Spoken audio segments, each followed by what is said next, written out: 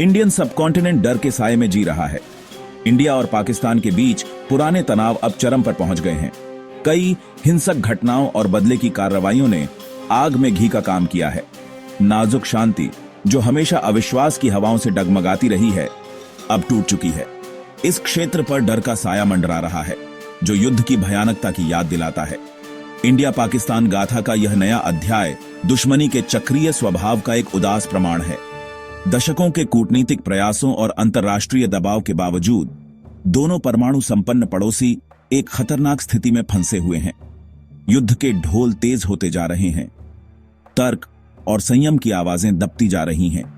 दुनिया सांस रोककर देख रही है, एक बड़े संघर्ष के भूत से प्रेत बाधित। दांव पहले से कहीं ज्यादा ऊंचे हैं, संभावित परिणाम बहुत गंभीर हैं। जैसे जैसे अंतर्राष्ट्रीय समुदाय संकट को रोकने के लिए संघर्ष कर रहा है, लाखों लोगों का भाग्य अधर में लटका हुआ है। आगे का रास्ता अनिश्चितता और खतरे से भरा है। स्थायी शांति की एकमात्र आशा बातचीत, तनाव कम करने और दुश्मनी की जंजीरों को तोड़ने की साझा प्रतिबद्धता में है। मौजूदा संकट बहुत तेजी से सामने आया है। हर घटना पहले से ही अस्थिर स्थिति को और भड़का रही है। प्रमुख घटनाओं का समय एक स्पष्ट और खतरनाक वृद्धि दर्शाता है। 8 मई 2025 को पाकिस्तान ने दावा किया कि उसने कई भारतीय ड्रोन और लड़ाकू विमानों को मार गिराया है, जो उसके क्षेत्र में घुस आए थे। भारत ने पाकिस्तान प्रशासित कश्मीर और पंजाब में आतंकवादी कैंपों पर हवाई हमले करने की पुष्टि की है। 7 मई 2025 को भारत ने पाकिस्तान प्रशासित कश्मीर और पंजाब में कई जगहों पर हवाई हमले शुरू किए। ऑपरेशन सिंदूर।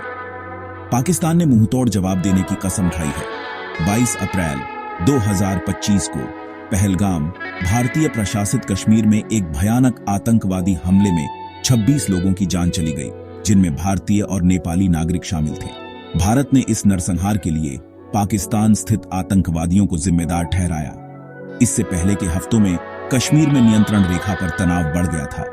दोनों पक्षों ने एक दूसरे पर युद्ध विराम उल्लंघन और सीमा पार से गोलाबारी का आरोप लगाया। यह तेजी से बढ़ता तनाव स्थिति की नाजुकता और छोटी छोटी घटनाओं के भी नियंत्रण से बाहर होने की आसानी को रेखांकित करता है। विश्वास और खुले संचार माध्यमों की अनुपस्थिति तनाव को कम करना और भी कठिन बना देती है।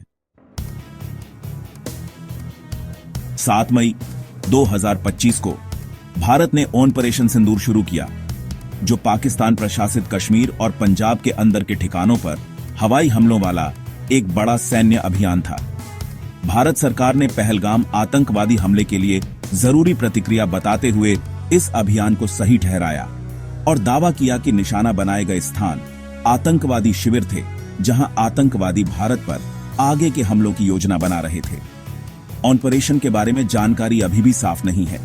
भारत का दावा है कि उसके हमले सटीक थे और केवल आतंकवादी ठिकानों पर लक्षित थे, जबकि पाकिस्तान का कहना है कि नागरिक इलाकों पर भी हमला किया गया, जिसके परिणाम स्वरूप लोग हताहत हुए। यह ऑपरेशन संघर्ष में एक बड़ी वृद्धि है। 2019 के बालाकोट हमलों के बाद पहली बार भारत ने पाकिस्तान के अंदर हवाई हमले करने की बात खुले तौर पर स्वीकार की है। इस कदम की पाकिस्तान ने कड़ी निंदा की है और एक व्यापक युद्ध की चिंता जताई है। मौजूदा संकट का तात्कालिक कारण 22 अप्रैल 2025 को पहलगाम, भारतीय प्रशासित कश्मीर में हुआ भयानक आतंकवादी हमला था। इस हमले में, जो एक लोकप्रिय पर्यटन स्थल पर हुआ था, 26 लोग मारे गए, जिनमें भारतीय और नेपाली नागरिक शामिल थे। भारत ने खुफिया रिपोर्टों और सीमा पार आतंकवाद के पिछले पैटर्न की ओर इशारा करते हुए इस नरसंहार के लिए पाकिस्तान स्थित आतंकवादी समूहों को तुरंत दोषी ठहराया। पाकिस्तान ने किसी भी तरह की संलिप्तता से इनकार किया, संयुक्त जांच का आह्वान किया और संयम बरतने का। दोनों राजधानियों से निकलने वाली गर्मागर्म बयानबाजी से तनाव कम नहीं हुआ है और इससे केवल जनता की राय भड़की है।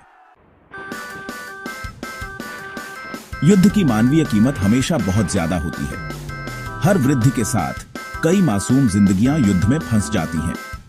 परिवार बिखर जाते हैं, घर बर्बाद हो जाते हैं और रोजगार छिन जाते हैं।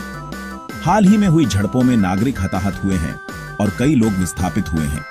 हजारों लोग सुरक्षा की तलाश में अपने घरों से भागने को मजबूर हैं। राहत कार्य चल रहे हैं, लेकिन स्थिति गंभीर बनी हुई है। कई लोगों को भोजन, पानी और चिकित्सा देखभाल जैसी बुनियादी जरूरतों की कमी है।